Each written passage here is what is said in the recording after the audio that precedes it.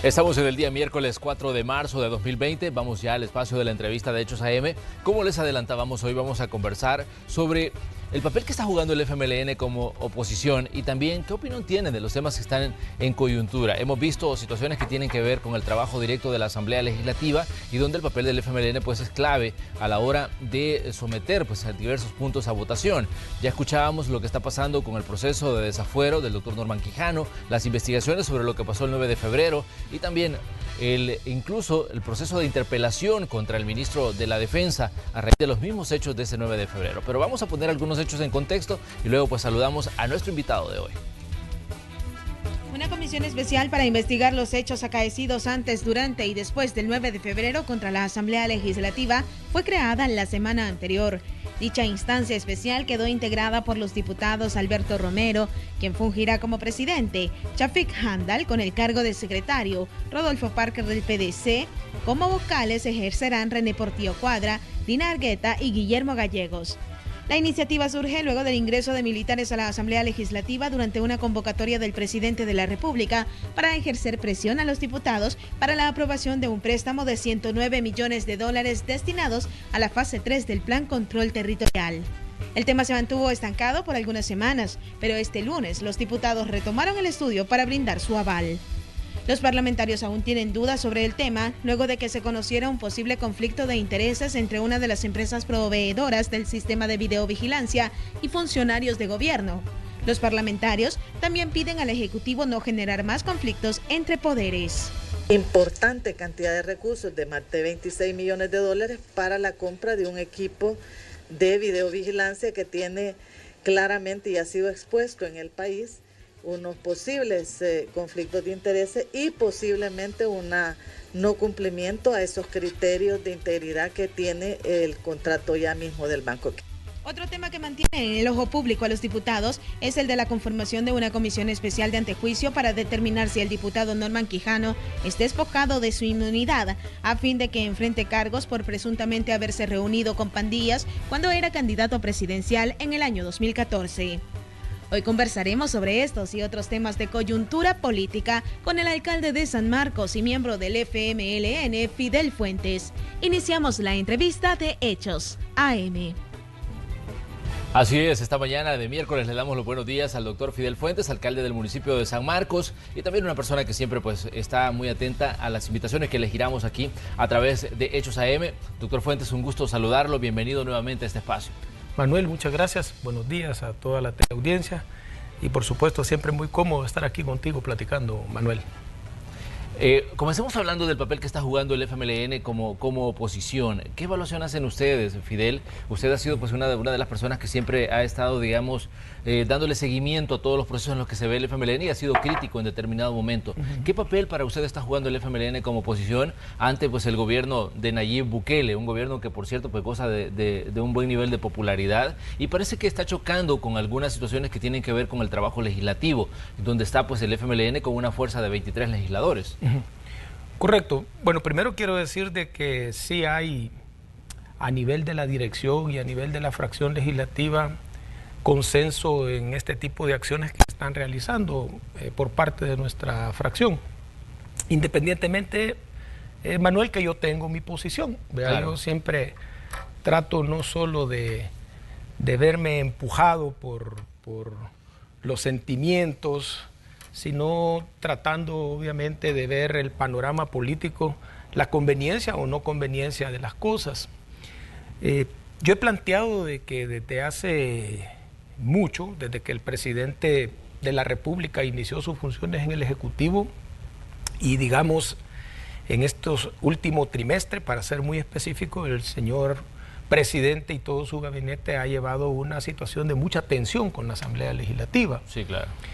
Yo le doy una interpretación a estas controversias o si quieres a todas estas polémicas que se provocan mutuamente, pero que al final lo considero de que el Ejecutivo tiene una agenda en la cual pues confrontar con la Asamblea Legislativa le genera muchas ventajas por los niveles de popularidad y de aceptación que tú ya dices.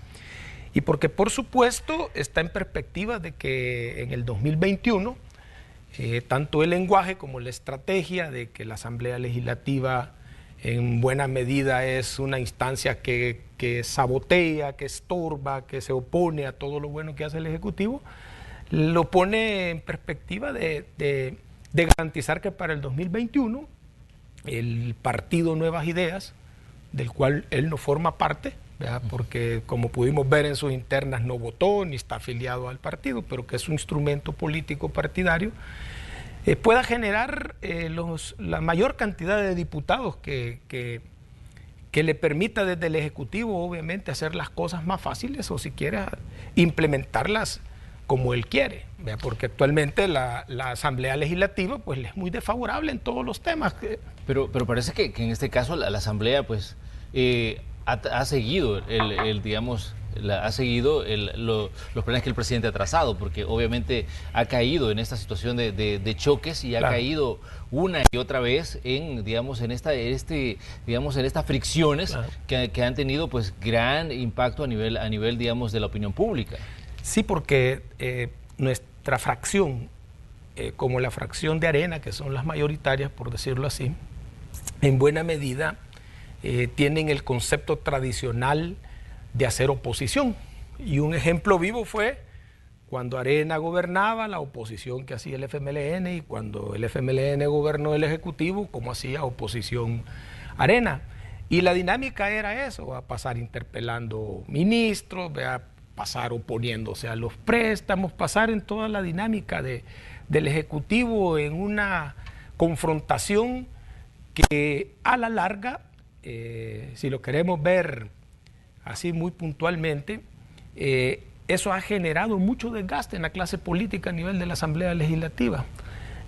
Ha hastiado al pueblo en términos de ver que los partidos mayoritarios y que ya gobernaron pues siguen siempre en esa franca confrontación, no permitiendo que el Ejecutivo haga las cosas como las quiere hacer, al margen que muchas cosas no están bien planteadas. Vea el caso del préstamo y toda la dinámica a la que llevó el señor presidente con la convocatoria a través del Consejo de Ministros, que hasta su amigo, el señor embajador de los Estados Unidos, pues no le aprobó esa conducta, y por supuesto el cuerpo diplomático de muchos países importantes en El Salvador han cuestionado y se han pronunciado porque eso no se dé, porque eso se rectifique. Entonces, al margen de todo eso, tú ves que en los sondeos de opinión el señor presidente sigue, a pesar de que ser el que protagonizó la polémica en buena medida, él sigue con réditos positivos y sigue manteniendo de parte de gran parte de la población, mayoritariamente, pues sigue manteniendo el aval. Entonces, por ende, pues la agenda al señor presidente le conviene continuarla así, ¿vean? Desgraciadamente, considero de que nuestra fracción, la fracción de Arena, han caído en esa trampa y por supuesto están llevando cada vez más a la polémica. Tuviste que la interpelación que se dio de la ministra de Salud, del presidente de ANDA, muy a pesar que eran temas muy importantes para el país, muy a pesar de que los funcionarios habían incurrido, si quieres, en graves faltas en sus funciones por el manejo del agua contaminada, del agua sucia o el agua chuca, como se conoció. Toda esa interpelación no fue más que una catarsis del problema que había pasado el 9 de febrero. ¿Vea? Y los diputados pues descargaron todos sus sentimientos y eso se volvió pues un circo, se volvió un show. Al final no quedó en evidencia la preocupación de la Asamblea Legislativa y de dejar claro cómo se van a rectificar las cosas, ¿vea? Por ese problema que el Ejecutivo no controló adecuadamente. Y muy bien, pues el señor presidente terminó tomándose la foto y haciéndose el héroe con los miles de botellas plásticas, ¿verdad?, que recogió de la entrega del plan contingencial. Entonces, a nivel de opinión pública y a nivel también de las percepciones de la gente, aunque la fracción del FMLN, aunque Arena, aunque la Asamblea Legislativa tengan razón, van a seguir siendo rechazados, van a seguir siendo vistos como los malos de la película. Y el Ejecutivo, el señor presidente, ¿verdad?, por su alta aceptabilidad y aprobación que tiene en este momento, pues va a seguir saliendo en caballito blanco, como decimos en buen salvadoreño. Entonces, considero de que debe de cambiarse la estrategia. La estrategia de confrontación creo que nos hace perder. Y la estrategia de confrontación hace ganar al presidente. Te voy a decir algo así. Si el señor presidente hubiera capturado un par de personajes de los diputados y los lleva ahí afuera de la Asamblea Legislativa y los presenta, yo te apuesto que todo el mundo le hubiera aplaudido, que no es correcto, ¿verdad? O sea, iba a ser una cuestión contraria a la democracia y todo eso, pero ahorita en el sentir popular, desgraciadamente, pues los diputados han llegado a su punto más bajo en el desgaste y son condenados, ¿verdad? La campaña es fuerte, ¿verdad? No vamos a decir de que todo lo hacen ellos, la campaña contra ellos es muy fuerte, es una campaña de desprestigio y por supuesto ellos con su conducta muchas veces ratifican eso. Pero ¿por qué, digamos, para Arena y el FMLN le está siendo tan difícil, digamos, enfrentar en este caso la popularidad del presidente? Porque ¿cuál es, digamos, una de las últimas situaciones que se ha manejado en la Asamblea? Que hay un pacto entre Arena y el FMLN para digamos, oponerse a todo lo que signifique o todo lo que plantee el Ejecutivo. Por otro lado se decía, bueno, hay un proceso de desafuero, en este caso contra el doctor Norman Quijano, y lo que se dijo fue, hay un pacto ya entre Arena y el FMLN para que Norman Quijano no tenga que sufrir, digamos, la pérdida de un fuero. Y por más que los diputados han tratado de explicar, hasta ahora pues no lo han logrado, y la percepción que existe es esa, de que el doctor Norman Quijano al final no se le va a quitar el fuero, porque ya hay, digamos, un acuerdo político para que esto no se haga. Bueno, esas son las cosas que en el caso muy particular nosotros en el FMLN tenemos que debatir y discutir, porque una cosa probablemente signifique los cabildeos a nivel de la fracción, pero otra es la posición del FMLN como tal y la fracción cómo debe obedecer al FMLN. Efectivamente, el problema de esa conjunción entre el FMLN y Arena es a la esquina a la que en la misma manera ha llevado el Ejecutivo, ¿verdad? Sí, y lo viene diciendo desde la campaña los mismos de siempre, ¿verdad? Arena 2.0, entonces todo eso que es una campaña muy fuerte, ¿verdad? O sea, impacta, pero luego se dan cuestiones por naturaleza, ¿verdad? Los dos que están en arremetida por parte del presidente, pues se unen en algunas conductas, ¿verdad? Debe de haber una distinción en casos como de trascendencia y de importancia como el tema del desafuero del diputado Norman Quijano. Yo ya lo planteé una vez, considero de que sería un error en este caso que la fracción no desafuere no dé los votos para desaforar a Norman Quijano. No porque hay que condenarlo a priori, ¿verdad? Sino que porque la Fiscalía ha hecho un proceso, ha presentado evidencias públicas que pesan, la población pues las tiene bien, por decirlo así, bien ubicadas dentro de su ideario, y que por ende creo yo que don Norman Quijano debe tener todo el derecho de defenderse y bueno, y su partido si quiere también defenderlo, si eso que se le acusa y las evidencias que se han presentado públicamente son ciertas o no son ciertas. Porque el no desaforarlo y protegerlo, pues nos va a condenar automáticamente a don Norman Quijano y Arena, pero nos va a condenar también a nosotros. Por ende, yo he planteado de que en eso, pues nosotros debemos de ser muy concretos. Las pruebas que se van a revisar por parte de la comisión creo yo que son bastante contundentes para el beneficio de la clase política que está en la Asamblea Legislativa. Conviene que haya un juicio, que se desafore el señor diputado y que se defienda y que demuestre lo contrario, un poco así como lo hizo Ernesto Mason, ¿verdad? Que dio una posición valiente, dijo que se iba a enfrentar a la justicia, que no le tenía miedo. Yo creo que eso es lo que los políticos debemos de saber que tenemos que hacer, en todo caso por nuestra conducta, y en el caso del señor Norman Quijano, contra quien no tengo nada, al contrario, para mí después de Héctor Silva, coordinando el Consejo de Alcaldes del área metropolitana, ha sido uno de los buenos alcaldes para esa visión estratégica de Coams. Los demás fueron muy malos, ¿verdad? Entonces yo he tenido una relación de trabajo con Norman muy bueno, lo conozco como funcionario, pero en este caso pues cometió un grave error, ¿verdad? Como se le señala por parte de la Fiscalía, el fiscal por el que él votó, ¿verdad? Porque el fiscal que lo está prácticamente juzgando o lo quiere llevar a juzgamiento, pues ha sido el que tanto el FMLN como Arena, en una de esas deslices que tuvo un diputado, nosotros dijo, están en conjunción los astros, y nos hemos puesto de acuerdo para poner el fiscal. Pues si esa figura la han fortalecido y le dieron todo el beneficio, pues hoy que se sometan a eso, ¿verdad? No puede venir a decir, hoy Norman, que duda de la justicia y duda de la fiscalía. Yo creo de que eso es de valientes y sobre todo a la clase política en esta situación que está siendo condenada públicamente le conviene que ante los tribunales se defienda y deje claro el papel de lo que se le acusa con el tema de las negociaciones. Ahora, pero ¿cómo evaluamos entonces la posición asumida por el FMLN cuando se aparece un Oscar Ortiz diciendo el FMLN jamás ha negociado, ni hoy, ni mañana, ni pasado va a negociar con pandillas? Pero vemos que sigue adelante, digamos, el proceso contra Benito Lara, claro, de quien se dijo, bueno, que había recibido incluso pandilleros en su oficina en la Asamblea Legislativa, el proceso contra Arístides Valencia.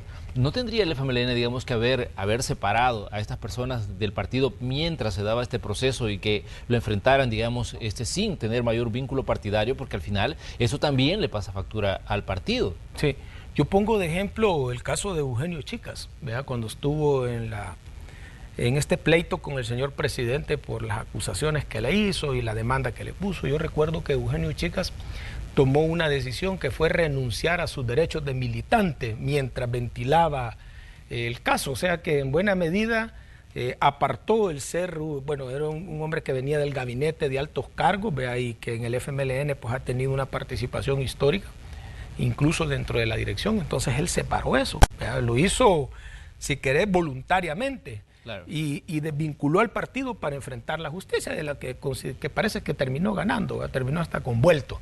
Entonces yo considero que todos los funcionarios del FMLN que están dentro del partido, que están siendo acusados porque ya tienen acusaciones, deberían de hacer eso. En todo caso, nosotros el FMLN no vamos a protegerlos, ¿verdad? A lo mejor cualquiera de la dirección y cualquier miembro del partido podrá decir que se solidariza con ellos, pero hemos planteado dentro de la Comisión Política que el partido no puede seguir siendo la coraza de funcionarios o de líderes del partido que van a ser cuestionados, precisamente porque la imagen del FMLN, que está maltrecha ya, pues se va a seguir debilitando. Algo muy importante es que renuncian a sus derechos de militante, si quiere voluntariamente, primero para que no se estén candidateando, ¿verdad? Porque vamos para primarias y claro, te puedes imaginar lo grave que puede ser que compañeros que tienen que enfrentar la justicia, que no hemos dicho si son ¿cómo se llama?, culpables o no culpables, pues aunque tienen el derecho, se inscriban y empiezan a hacer proselitismo interno y a venderse como los futuros diputados o alcaldes. Eso nos generaría un gran problema como FMLN en este momento. Ahora bien, Fidel, me gustaría que habláramos de otra situación, y eso antes de irnos a la pausa. ¿Qué tanto ha disminuido la influencia de la gente que estuvo dirigiendo el FMLN en los últimos años? Porque se dijo que en determinado momento Oscar Ortiz había chocado contra esa barrera que habían, digamos, forjado personas como Medardo, personas como Norma, que han estado, digamos, en la dirigencia del partido por muchísimo tiempo. ¿Qué tanto ha disminuido la influencia, digamos, con el pasar del tiempo? ¿O sigue siendo, digamos, un proceso fuerte a la hora de tomar decisiones dentro del FMLN, digamos, la influencia que pueden tener estos personajes políticos? No, es fuerte. De hecho, te voy a mencionar que el debate que se generó al interior de la dirección por el tema de la Ley Especial de Justicia Transicional Restaurativa para la Reconciliación iba muy plagada de la posición de la vieja guardia, ¿verdad? Que era en función de aprobar esa ley. Y en la comisión política, donde yo he dicho que hay nuevos bríos, hay nuevas personas, se generó un fuerte debate para que no se votara en favor de esa ley, porque incluso habían 3 diputados que en la reunión que nuestro secretario general tuvo con toda la fracción, pues estaban por votar por esa ley. Personalmente les dije que lo hicieran, ¿verdad? Que no anduvieran con hipocresía. Si aquí quieren abrazar algo que va en contra del pueblo, que no ocupen al partido, ¿verdad? Que lo hagan a título personal, porque la Constitución se los permite en su calidad de diputados.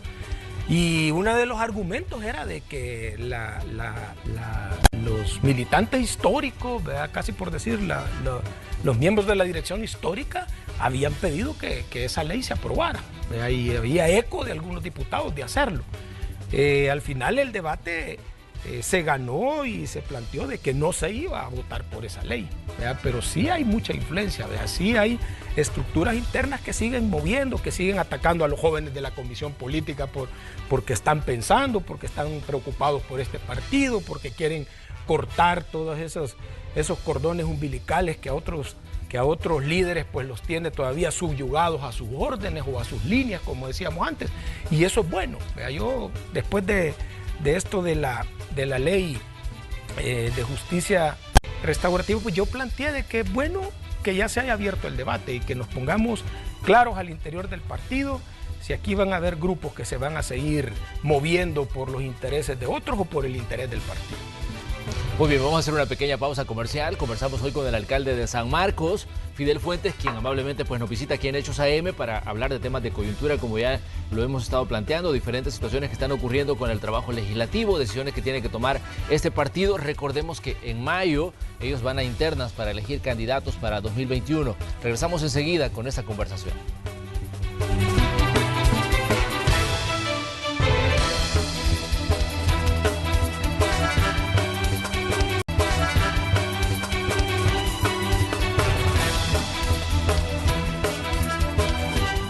Son las 7 de la mañana en punto, estamos en el día miércoles, la conversación de Hechos AM.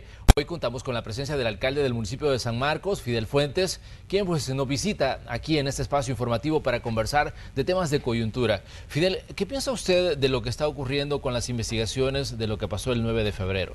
Ya hay una comisión legislativa que ha comenzado, digamos, a reunirse y a investigar lo que pasó el 9 de febrero y además ya hay programado incluso un proceso de interpelación contra el ministro de la Defensa. ¿Cómo ve usted, digamos, las posiciones que están asumiendo los partidos políticos y también si esto no genera, digamos, otra situación que sea contraproducente para los mismos partidos? Yo creo que sí. Yo creo que la interpelación, aunque si lo viéramos desde el punto de vista de las potestades que tiene la Asamblea Legislativa, como de la gravedad de las cosas que se dieron el 9 de febrero, definitivamente tienen fundamento. El gran problema es que se van a dar en este gran contexto de confrontación, sí.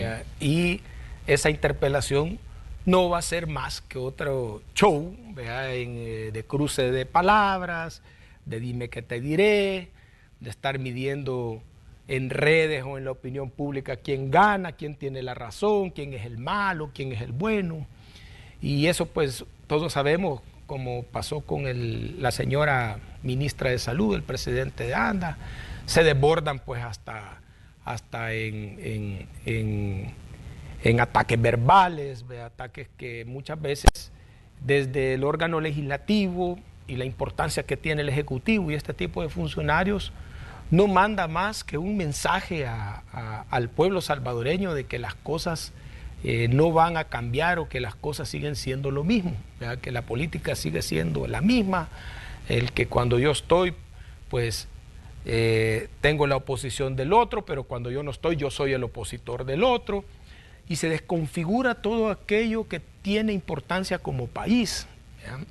Te puedes imaginar cómo el Ejecutivo esa interpelación la va a mover a su favor, ¿verdad? Cuando va a decir, miren, están muriendo soldaditos, ¿verdad? Están matando PNC y al ministro aquí lo están cuestionando. Entonces, el manejo mediático que se hace de ese tipo de situaciones en favor de la opinión pública, más allá de la realidad o más allá que lleve un espíritu de resolver el problema, por qué pasó eso, y si quieres, pues, dejar, más que sancionado, dejar un precedente en este país que no puede volver a ocurrir, ¿verdad? Que el presidente pues vuelva a la sensatez y diga, bueno, tal vez no acepte el error, pero deje por lo menos marcado que eso no lo va a volver a hacer en lo que le queda de su tiempo. Pero todo no va a llevar allí, todo va a llevar a ese show, ¿verdad? Como vuelvo a decir, que manda un mensaje de una confrontación y de un nivel muy bajo al que llega la política. Los hechos lo ameritan, por decir así, ¿va? O sea, fue una situación grave, es una situación que debería dejar un precedente, pero el espíritu de cómo se quieren hacer las cosas, te acordarás y se acordarán quienes nos están viendo que no va a llevar esa dinámica, sino que va a llevar una dinámica igual o peor que las interpelaciones anteriores. Pero es válido que todavía se esté manejando el tema de un golpe de Estado, porque algunos digamos, diputados utilizan esta frase constantemente. Y también hay situaciones que rayan en situaciones que la gente, pues, lejos de causar, digamos, alguna buena impresión, generan, digamos, un más disgusto. Por ejemplo, el hecho de que se pida hasta un saumerio o una limpia a la Asamblea Legislativa luego de lo del 9 de febrero, ¿no? Eso fue parte del folclore, de los pleitos de salvadoreños. Pero lo que yo quisiera apuntar es de que el papel de la Fiscalía en esto ha sido muy tímido y si quieres, muy débil. Yo creo que la instancia, si quieres, imparcial, ¿verdad? Porque pues sí, hay una comisión de la Asamblea Legislativa donde ellos fueron las víctimas, ¿verdad? Y que obviamente ellos están queriendo hacer justicia, con sus medios. Pero yo creo que la instancia que debería de investigar con imparcialidad, a la luz y al espíritu de que en el país pasó algo grave y que debe de marcar un precedente de que no vuelva a suceder, y poner, si quieres, todas las pruebas, ¿verdad?, de lo que sucedió y si quieres, pues procesar si va a ser necesario, si hubo en eso realmente intentos de revertir el orden constitucional del país. Debería ser la Fiscalía. Debería ser la Fiscalía, y la Fiscalía debería jugar ese papel. Porque yo vuelvo, está bien, son atribuciones de la Asamblea Legislativa y se entiende que pueden hacerlo y de hecho lo van a hacer. El problema es que si de esto va a ganar el país para que no vuelva a suceder, o lo que va a hacer esa interpelación va a ser recrudecer la confrontación que ya tenemos. Y por si no saben los de la Asamblea Legislativa, que toda confrontación con el Ejecutivo ahorita le va a generar ganancias al Ejecutivo, porque tiene el control mediático, tiene el control de los recursos, el control del poder, y en el otro lado tenemos a la clase política partidaria, principalmente de las dos fuerzas mayoritarias en la Asamblea Legislativa, debilitadas, desprestigiadas, y en buena medida, pues, nada a favor de ellos. Yo más o menos planteo, aunque un diputado tenga la razón y presente la razón, que es su deber, públicamente no se lo van a aceptar, ¿verdad? Porque el papel de algunos diputados es tan desgastado que obviamente no genera confianza, aunque esté rezando el Padre Nuestro, ¿verdad? Entonces, la situación es complicada, y el problema más grande, pues, que tenemos en este país es que si vamos a continuar en esta dinámica, si vamos a estar enredados un año, imagínate, un año para las elecciones del 2021 en esta dinámica, o sea, el país detenido, los órganos del Estado peleando, el Ejecutivo con una agenda de confrontación para ganar más diputados. O sea, esto le va a traer beneficios al país, a la situación como la que estamos ahorita, que desaparecen a un soldado y aparece en otro lado, del drama que viven los salvadoreños todos los días en un bus, que asesinan a una mujer, que asaltan. O sea, ese tipo de situaciones son las que no se miran al fondo del túnel, por decir así, no se mira la luz que genere indicios de que esto va a cambiar, ¿verdad? Porque hay contradicciones. O sea, se ha venido alardeando que el plan control territorial pues ha funcionado, se muestran las estadísticas en cuanto a los homicidios, pero por otra parte se dice de que ya no tenemos fuerza, que el Estado es delincuente, que son más ellos. Entonces, toda esa retórica no deja a los salvadoreños de confundirlos, ¿verdad? De matar las esperanzas de que si acá, pues, los salvadoreños vamos a tener paz y vamos a tener, si quieres, por lo menos la oportunidad de salir más seguros a trabajar o a la rebusca, como decimos. Pero ¿a quién le conviene el hecho de mantener este ambiente de confrontación? Porque parece que algunos diputados están dispuestos a continuar y lo quieren mantener así, porque de pronto, después de lo que pasó el 9 de febrero, esto se convirtió, digamos, en un punto para generar desgaste, y parece que algunas fracciones políticas están intentando mantener el tema, no soltarlo, digamos, porque consideran que esto en determinado momento puede golpear al Ejecutivo y bajar los niveles de popularidad. En dicho popular es el niño que es llorón y la muchacha que lo pellizca. O sea, realmente el señor presidente los tiene bien medidos, ¿verdad? De que entre más los provoque, más los confronte, más los ofenda, pues los diputados van a estar cada vez más enardecidos, más resentidos, ¿verdad? Y su lenguaje y su capacidad de confrontación, pues la van a mantener, y nunca va a ser equiparable al control y a la fuerza que tiene el Ejecutivo, ¿verdad? Con todo su aparato, con todo lo que gasta en publicidad, con toda la popularidad que ha generado, porque yo pensaba que el señor presidente con su popularidad lo que iba a hacer es que iba a liderar este país, si quieres, en buena medida en el consenso, en el diálogo, y que eso pues le iba a permitir una gobernabilidad en favor de los salvadoreños. Pero considero que el presidente también ha tirado su agenda electoral de cara a tener más diputados y quizás evadir o evitarse pues tener que estar negociando, tener que estar consensuando, tener una fracción al estilo la Planadora Verde, ¿te acordás? ¿Vea? Con Napoleón Duarte, ¿vea? Que eran mayoría y ahí no había que discutir. Esos excesos de cuotas de poder también son negativos para el país y por supuesto también pueden llevar a un órgano del Estado a tener conductas autoritarias, ¿verdad? Que de eso venimos los salvadoreños, de vivirlo, y no lo queremos volver a vivir. Entonces debe de haber mesura, debe de haber de parte también del señor presidente buena voluntad para bajar los decibeles de esa confrontación verbal, política, mediática que hay, y debe de buscarse consenso, ¿verdad?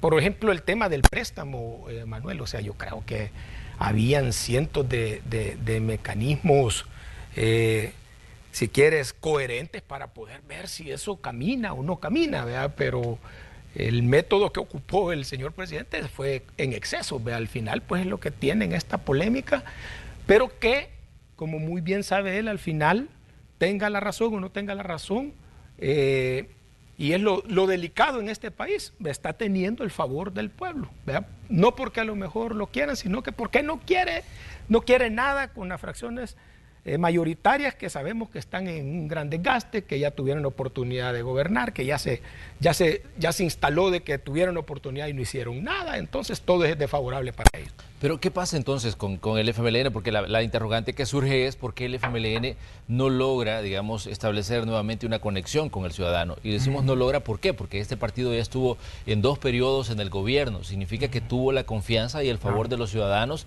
durante 10 años, que le dijeron, bueno, gobierne, maneje el Ejecutivo. Pero ¿qué pasa ahora? ¿Por qué el FMLN no encuentra el camino, digamos, para reconectar con el elector, para reconectar con el ciudadano que en determinado momento le dio su confianza? Porque nosotros nos hemos enredado en la confrontación con el presidente por algunas situaciones subjetivas, ¿verdad? Que todavía no superamos, que nos sacó del Ejecutivo, ¿verdad? Entonces sabemos algunos que guardamos todavía esos resentimientos, y si tú puedes ver en su lenguaje se nota, ¿verdad? No ves realmente posiciones políticas, no, que ves que hay situaciones más de carácter personal, ¿verdad? O sea, hay algunos que hasta les tiembla la voz, ¿verdad? O sea, casi están llegando al punto de la histeria, ¿verdad? O sea, en política el que se enoja pierde, ¿verdad? En política, cuando el adversario te lleva a perder la sensatez, ¿verdad? Ya no puedes controlar las cosas. Entonces, a nosotros el síndrome, se los he dicho a los compañeros, ¿verdad? El síndrome de haber estado en el poder, todavía lo tenemos, ¿verdad? Y pensamos como que estamos en el poder, o pensamos como que en el FMLN estamos hace como 10 años, ¿verdad? No nos ponemos a pensar de que estamos en un nuevo momento histórico donde somos oposición, donde tenemos un gran desgaste, donde no estamos generando simpatía, donde lejos de acumular pues estamos recibiendo rechazos. Y se continúan esas conductas obstinadas de algunos compañeros, incluso de algunos que ni siquiera ya son de la dirección, ¿verdad? Sino que fueron de la dirección histórica, que siguen públicamente generándole mala imagen al partido o dando la imagen de que ellos son los que dirigen el partido. Entonces esto no nos permite, ¿verdad? No nos permite recomponernos. Nosotros hemos trazado una agenda de confrontación con el presidente. Y yo considero que si bien es cierto, no le tenemos que dar la razón en todo, porque muchas cosas no las está haciendo bien, pero tampoco la confrontación nos está siendo saludable a nosotros políticamente, sino que al contrario, ¿verdad? ¿Por qué? Porque hay muchas cosas que se están cuestionando que rapidito nos dicen, bueno, ¿y ustedes qué hicieron? Bueno, ¿y ustedes por qué cuando estuvieron ahí hicieron lo contrario? Entonces hay cosas con las que no tenemos la solvencia moral para venirlas a cuestionar o para venirlas a confrontar con el reciente gobierno. Entonces esas situaciones obviamente no nos van a permitir acumular, ¿no? Que nos van a poner ante la gente como quienes queremos olvidar un reciente pasado del cual nosotros todavía venimos enredados, ¿verdad? Del cual todavía nosotros no logramos mandar mensajes ni logramos con contundencia generar en la gente las percepciones de los cambios que esperaba. Entonces, ahí está la respuesta, ahí está la respuesta. Yo vuelvo a decir, la agenda de confrontación debe de ser más inteligente, ¿verdad? No puede ser queriendo obviar nuestro pasado reciente, ¿verdad? Y haciendo cuestionamientos al señor presidente porque él se encarga con todo su equipo y en buena medida con todo el aparato mediático de regresarla, ¿verdad? Y nosotros quedarnos nuevamente en la llanura sin tener argumentos y más, ¿verdad? Al final damos muestras como de conducta de que lo que realmente nos invade es un gran resentimiento para quien nos sacó del poder. Mayo va a ser un mes importante en este 2020 para el FMLN porque va al proceso interno para elegir candidatos. ¿Qué decirle al ciudadano sobre digamos, ese proceso interno que ustedes van a vivir para elegir a las personas que van a competir en febrero de 2021? ¿Cómo lograr, digamos, que el ciudadano le dé la confianza, digamos, al proceso interno y que no va a haber una influencia de tal vez de antiguos dirigentes tratando de imponer sus cartas en digamos, en este proceso de selección de candidaturas? Bueno, ese es el gran reto que tenemos al interior del partido, ya como militantes y si quieres como dirección. El reglamento electoral del FMLN ha dejado establecido de que va a haber un proceso democrático donde no se van a permitir planillas, no se van a permitir agrupamientos, ni tampoco que nadie en ninguna instancia de la dirección esté tomando posición en favor de candidatos o candidatas, digamos, para las 3 instancias que se van a elegir, que es Parlacen, Asamblea Legislativa y Consejos Municipales. Eso es lo primero. Lo segundo es que el FMLN debe tener buena participación, amplia participación. Nosotros tenemos que marcar un proceso interno para salir fortalecidos de no menos del 70%, ¿verdad? Bueno, a propósito que en Nuevas Ideas como el 9% participó en las internas del domingo. Sin embargo, significaban 48,000 afiliados que votaron, más del padrón que tenemos nosotros como FMLN. O sea, nosotros tenemos que apostarle a la participación, a la transparencia y algo muy importante, este es el momento que tiene la militancia para elegir nuevos rostros, para elegir caras, si quieres, no vinculadas a ese pasado reciente o a esos compañeros y compañeras que el cordón umbilical todavía está conectado con muchos de la vieja guardia, ¿verdad? Que no hacen más que generarle mala imagen al partido y que es el momento precisamente para que nosotros podamos proponerle a la población un estamento de compañeros y compañeras a nivel de consejos municipales, alcaldes y asamblea legislativa totalmente renovado, pero no solo renovado de rostro, sino también de pensamiento, de ideas, de estilos de hacer política, porque si nosotros llevamos un joven pero que sigue con el lenguaje de los compañeros que ya he mencionado más de un montón de veces, pues el pueblo rapidito va a decir, vea, y entonces aquí, ¿qué es lo que nos están proponiendo? Es importante para la democracia de este país el balance y el equilibrio de las fuerzas en los diferentes órganos del Estado. Sería fatal para el país que el nuevo partido político tenga una amplia mayoría. Sería lo que le es favorable a él para el país sería contraproducente, porque se perdería todos los que son los contrapesos para que realmente el Ejecutivo no vaya a hacer todas las cosas como las quiere hacer, ¿verdad? Con esa dosis de autoritarismo, ¿verdad? De imposición, de que aquí no se tome en cuenta nadie, no que lo que yo digo. Y obviamente la responsabilidad de los partidos políticos en oposición es mandar ese mensaje y dar esa confianza. Imagínate qué trabajo más grande. ¿verdad? Para que el pueblo pueda decir, muy bien, ¿verdad? Para la democracia del país. Me lo decía ayer un amigo que cenaba, me decía, preocupado, ¿verdad? No conviene al país, me dice, que tenga toda la fuerza, ¿verdad? Porque ¿qué va a pasar? Me dice, ¿verdad? Sí, le digo yo, pero también la gente no se va a ahorcar en el palo que ya se ahorcó, siempre y cuando lo mire con las grandes espinas, ¿verdad? Entonces, ahí los procesos internos dentro de los partidos, el FMLN principalmente, el que me compete a mí, debe de llevar ese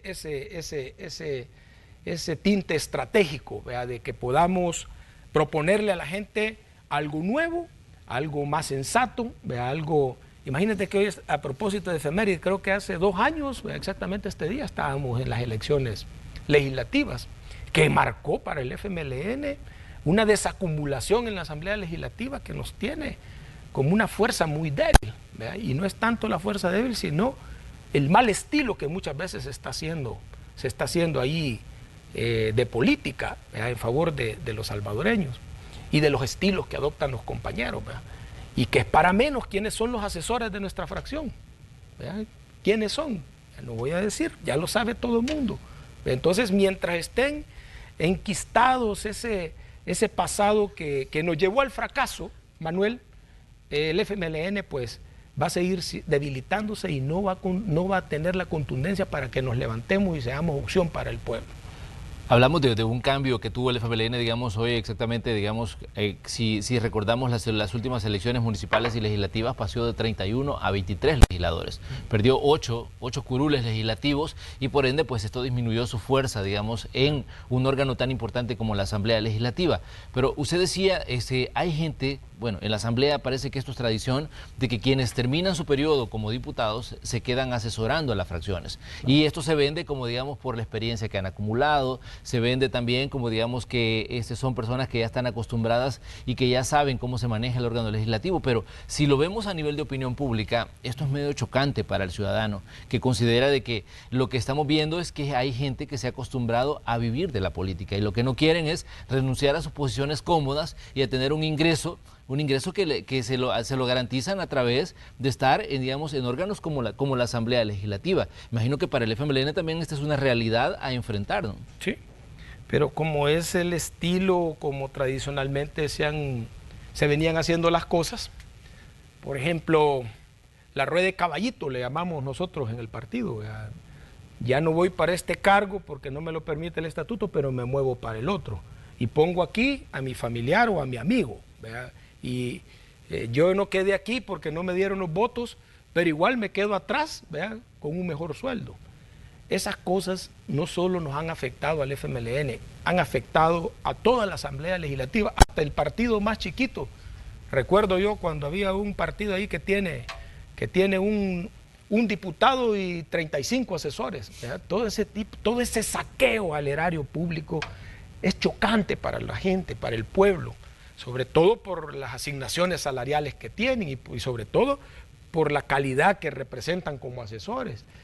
Y yo creo que si bien es cierto hay derecho al trabajo, ¿verdad? Pero debe de ser responsable, ¿verdad? Debe ser congruente el hombre o la mujer que adopta la posición de asesor, debe de ser coherente con sus capacidades y la fracción debe, por ende, las fracciones deberían de demostrar que están empoderados de los temas, que conocen de los temas, pero lo que se percibe es que tenemos grandes asesores, un gran presupuesto y las fracciones siguen, vea, con un papel mediocre, los diputados siguen con un estilo que dejan mucho que desear, vea, cayendo en las trampas que les pone cualquiera. En ese sentido creo yo de que si no se cambian esas cosas, vea, si no cambiamos, entonces va a ser más de lo mismo, valga la redundancia. En el caso de nuestra fracción aquí todo ha quedado a la medida de lo que hizo la dirección anterior. De hecho, muchos de ellos son los que están ahí de asesores, otras bambalinas, conduciendo a nuestra fracción. En ese sentido, pues creo yo que la nueva dirección vamos a tener todos esos retos, todos esos desafíos. Ya se ha hablado ahí en la Comisión Política que necesitamos ver esa planilla que tenemos allí, que le da mucha discrecionalidad a la jefa de fracción de quitar, de poner, de indemnizar y de hacer lo que quiere. Ese ha sido el estilo, no solo de nuestra fracción, sino de todas. Ahora, pues, estamos con la correlación suficiente y la representación suficiente dentro de la dirección del FMLN para cambiar esas cosas. No importa que a algunos les duela, no importa que ahí haya dolor de huesos, pero las cosas se tienen que debatir y las cosas se tienen que discutir. Se acabó ya de que aquí viene la línea o que aquí manda a decir Medardo, se acabó. Porque hay algunos compañeros y compañeras que en las reuniones todavía andan diciendo que Medardo manda a decir. Todavía. A mí me dieron un dato de una reunión de mujeres del departamento de El Salvador donde la que estuvo así decía. O sea, venía en nombre de Medardo y daba casi orientaciones en nombre de Medardo. Medardo ya no es gente de la dirección del partido, es un militante y se le va a respetar si querés como militante. Se le va a cuestionar en su papel y tiene que aceptar. Pero ¿qué tanta fuerza, Fidel, tiene, digamos, la dirigencia del FMLN para evitar esa influencia que puede ejercer en determinado momento la vieja guardia? Sí la tiene, si no hubiéramos dado los votos para la ley de justicia transicional. La hubiéramos dado si la jefa de fracción tenía idea de que estaba buena esa ley. ¿Me entiendes? Y allí la comisión política tuvo un gran debate, el señor secretario general se puso las botas, ¿verdad? Y se logró que la fracción tomara una decisión, no la más correcta, fíjate, porque nosotros tuvimos que haber votado en contra de esta ley, sino que al final nos hicimos los mariachis, ¿va? Como decimos, ¿verdad? Pero la verdad es que sí ha habido incidencia de parte de ha habido buen debate, a mí me alegra, ¿verdad? A mí me alegra que haya muchas veces temas en los que hay disenso, porque eso está regresándonos precisamente a lo que los estatutos dicen que es nuestro partido. Nuestro partido es un partido deliberativo, ¿verdad? Donde debe de prevalecer también el consenso, ¿verdad? No la línea, no la imposición como hemos venido. Y hay un estamento de jóvenes en la dirección, en la Comisión Política y en el Consejo Nacional que valen la pena en el FMLN y que tienen las condiciones y la contextura para sacar este partido adelante. Obviamente todavía hay muchos rezagos de este pasado reciente, hay mucha incidencia todavía de esos cuadros viejos, ¿verdad? Que siguen teniendo incidencia, pero que en buena medida se está marcando ya, ojalá nos alcance el tiempo para que cambiemos las cosas, ¿no? Bien, definitivamente que tenemos muchísimo todavía que hablar del FMLN y su papel en lo que está ocurriendo en el país. Definitivamente también estamos interesados en conocer cómo se va a vivir ese proceso interno. Les recordamos, mayo es un mes importante para este partido de izquierda que ha convocado pues a un proceso interno. Fidel, le queremos agradecer que nos haya visitado. Definitivamente siempre es interesante escuchar lo que usted nos dice y lo que analiza respecto al papel que está jugando pues su partido en el actual contexto de El Salvador. Gracias por estar aquí. Gracias, Manuel. Por supuesto, un saludo y que tengan un feliz día a toda la teleaudiencia. Muy bien, nosotros vamos a ir a una pausa comercial y cuando regresemos más datos de lo que está ocurriendo con temas de salud. También vamos a ver qué está pasando con el tráfico, vamos a ver qué ha pasado ahí en Soyapango donde pues amaneció hoy una protesta por falta de agua y veíamos ahí un bloqueo de calle. Además vamos a tener información del clima e información también de carácter internacional para actualizar datos respecto a lo que está pasando con temas como por ejemplo el coronavirus. Regresamos enseguida, somos Hechos AM aquí en Canal 2.